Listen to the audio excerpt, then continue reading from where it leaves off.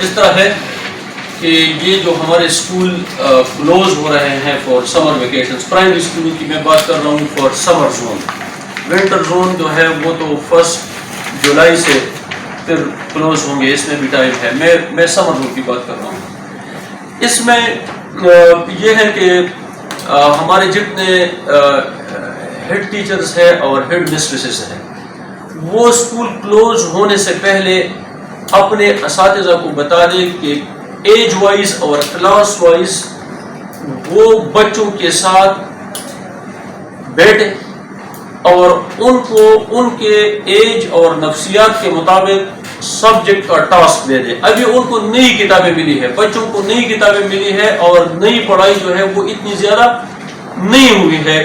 مطلب اگر آپ نے 1 مہینہ پڑھائی کی ہو اور آپ 3 مہینے چھٹی پہ جا رہے ہیں تو 1 مہینے کا پڑھائی 3 مہینوں کی چھٹیوں کے کام کے لیے جو ہے وہ کافی نہیں ہے.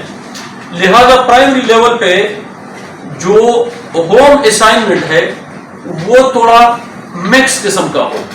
مکس قسم کا اس طرح ہو، ایک جو بیسکس ہے، بیسکس سبجیکٹ کے جو بیسکس ہے، مطلب مثلا میں آپ کو بتاؤں کہ اردو کی ہم بات کرتے ہیں، لینگویج کی بات کرتے ہیں، انگلش کی بات کرتے ہیں. یہ آپ کا سبجیکٹ میرا نہیں ہے، میں صرف آپ کو اوپینین شیئر کر رہا ہوں کہ کس طرح ہم ان بچوں کو جن کے والدین یا بہت کم پڑھے لکھے ہیں یا بالکل پڑھے لکھے نہیں ہیں یا جو بالکل اپنی غربت کی وجہ سے ان بچوں کے لیے ٹائم نہیں دے سکتے.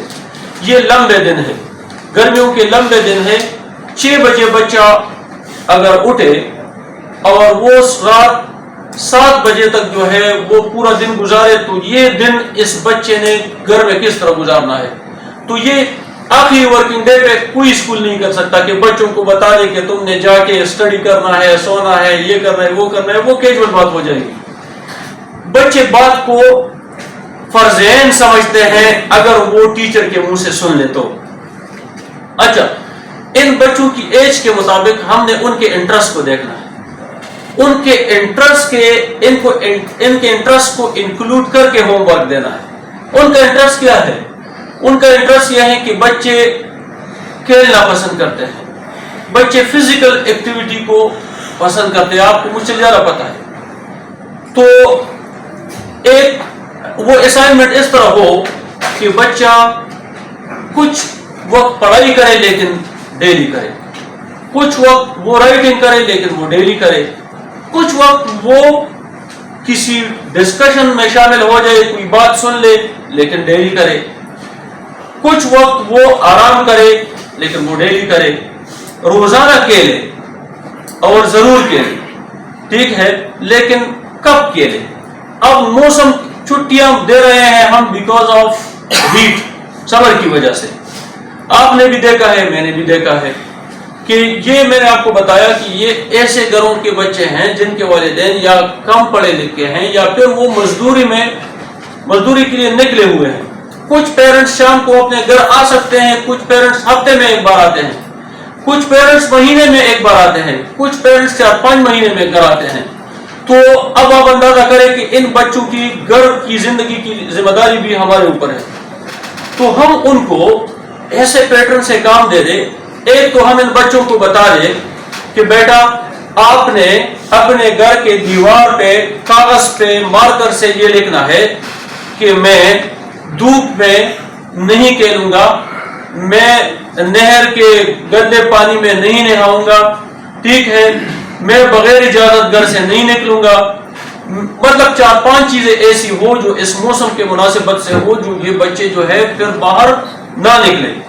اور اگر میں نکلوں گا تو میں دیکھیں مائیں تو گھروں میں موجود ہوتی ہے نا، باپ کام کے لیے جاتے ہیں، تو یہ ٹیچر کی طرف سے ان کے ذہن میں بات چلی جائے کہ میں اپنی والدہ کے اجازت کے بغیر گھر سے نہیں نکلوں گا، میں دوپہر کو بالکل نہیں نکلوں گا. دوپہر شروع ہوتا ہے گرمیوں میں بچوں کے لیے، دوپہر شروع ہوتا ہے 10 بجے سے 5 بجے تک. یہ بڑا خطرناک ٹائم ہے، ہر لحاظ سے خطرناک ہے. اس میں یہ بچہ خدا نخواستہ کسی کے ہاتھ لگ سکتا ہے، کوئی اس کو کڈنیپ کر سکتا ہے، خدا نخواستہ کوئی اس کو اسموکنگ کی طرف لے جا سکتا ہے، کسی اور برائی کی طرف لے جا سکتا ہے. تو اس کی سیفٹی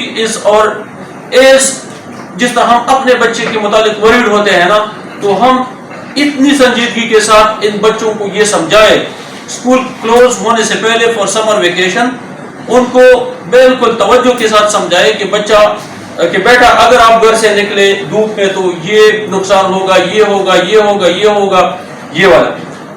یہ بچے جو ہے شام کو ان کو ایک طریقہ سمجھا دے پریکٹیکلی کہ مثلا یہ میرا نوٹ بک ہے، تو آج کے دن کا نام مثلا آج ہے جمعہ، تو وہ بچہ ادھر لکھے جمعہ، تاریخ لکھے یہ، اور ٹائم لکھے وقت، وہ شام 7 یا 8 اور 9 بجے کے درمیان 5-6 جملوں کی ایک ڈائری لکھے کہ میں صبح اس وقت اٹھا، پھر میں نے ناشتہ کیا، پھر میں نے اردو، انگلش، میتھس یہ پڑھا، اتنی لکھائی کی، پھر میں نے کھانا کھایا، میں نے تھوڑا کھیلا، پھر میں سو گیا، پھر میں اٹھا، پھر میں مسجد چلا گیا، پھر میں نے تلاوت کیا، پھر میں نے شام کو یہ کھیل کا نام لکھے کہ میں نے فلانا کھیل جو تھا وہ کھیلا اتنے وقت تک، مجھے کھیل کر بڑی خوشی ہوئی، میں نے اتنے رن بنائے، میں نے اتنے کھلاڑی آؤٹ کیے، میں نے اتنے گول کیے۔ بچہ اس میں فخر محسوس کرتا ہے جب وہ کوئی ایسی ایکٹیویٹی کا ذکر کرتا ہے جس میں اس نے حصہ لیا ہو۔ اچھا میں نے اتنے پودوں کو گھر میں آج پانی ڈالا، میں نے اتنے پرندوں کو پانی ڈالا، دانا ڈالا، وہ ایسے کام مطلب جس میں مال مویشیوں کا ذکر ہو، اس میں کلرز کا ذکر ہو، اس میں کھیل کا ذکر ہو، لیکن یہ ایکٹیویٹی ڈیلی ہو، اور اس کو بتا دیں کہ جب آپ چھٹیوں سے واپس آئیں گے تو آپ کے گھر کے کام سے سب سے پہلے ہم آپ کے اس ڈائری کو دیکھیں گے۔ اب ڈائری جو ہے یہ نرسری، پریپ اور کچی والا بچہ جو ہے نہیں لکھ سکتا، یہ تیسری، 4th، 5th ان کلاسوں کے بچے جو ہے یہ لکھ سکتے ہیں۔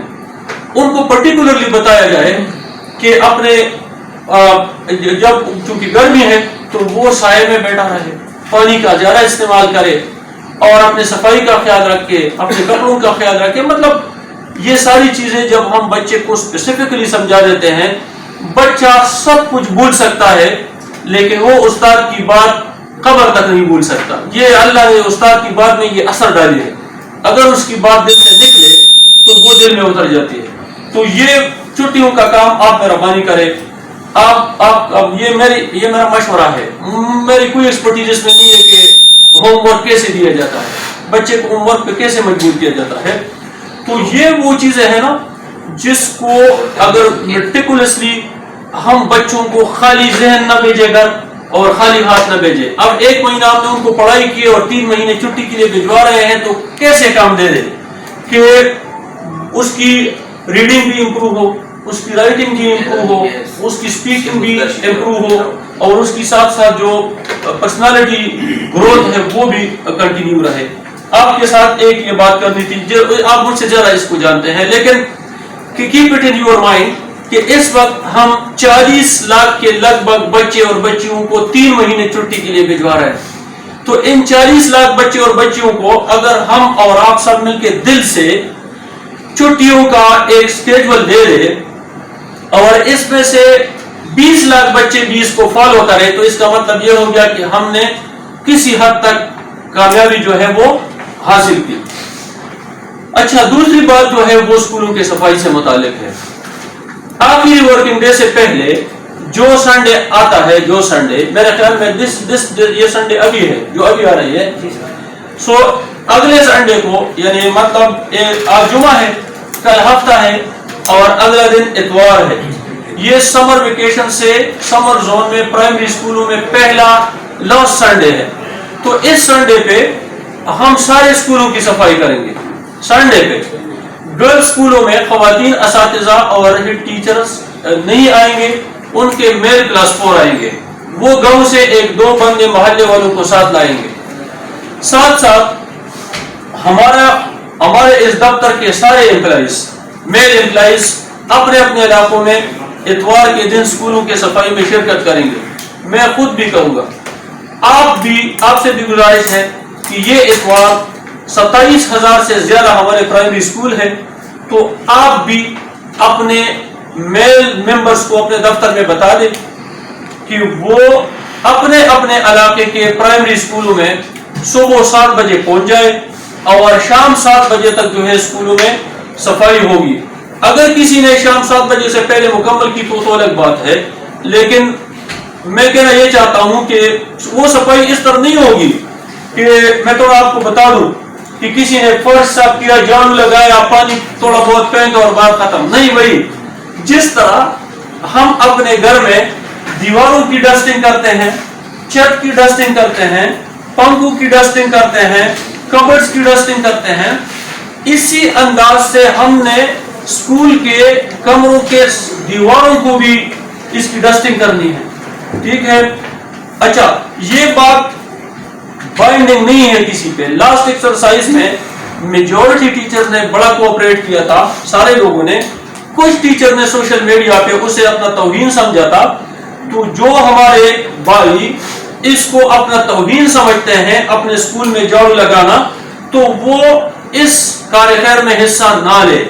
ان پہ بائنڈنگ نہیں ہے, چونکہ اسکول میرے لیے مسجد کے بعد دوسری مقدس جگہ ہے. تو میں اسے فخر سمجھتا ہوں کہ بحیثیت ایک ملازم ایجوکیشن ڈپارٹمنٹ کے اور بحیثیت ایک پرانا اسٹوڈنٹ اسکول کا, میں اسکول کا پرانا اسٹوڈنٹ ہوں.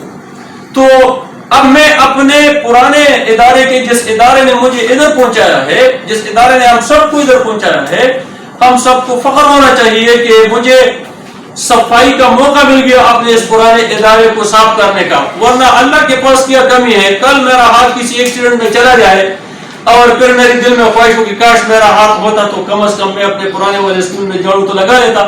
چلو, جس نے جس اسکول میں پرائمری پڑھی ہے وہ اسکول صاف کرے. اس اسکول کا تو اس پہ حق ہے نا, مطلب کوئی اور نہ صاف کرے, جس اسکول سے پڑھا ہے اس کی صفائی تو کرے.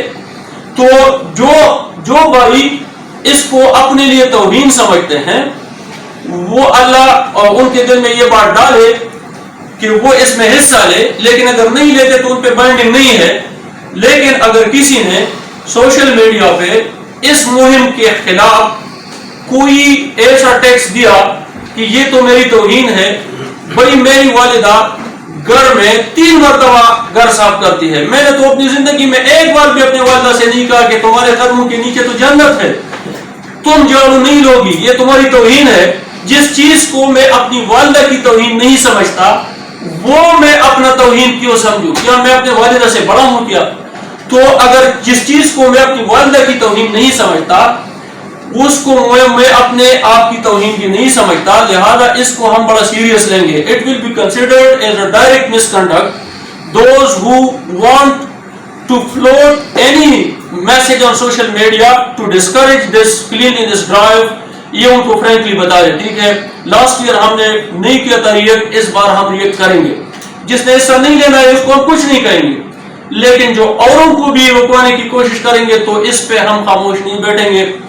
یہ دوسری جو بات تھی. تیسری بات یہ ہے کہ یہ اسکول میرے اور آپ کے حوالے ہیں, ہم اس کے ذمہ دار ہیں, کسٹوڈین ہیں, لیکن یہ ان نسلوں کی امانت ہے جن نسلوں نے ابھی اس دنیا میں آنا ہے, لہذا کوئی یہ نہ سمجھے کہ بس یہ تو چھٹیاں ہو گئی تو بلڈنگ کو بارشیں آتی ہے, سیلاب آتا ہے, جو بھی آتا ہے.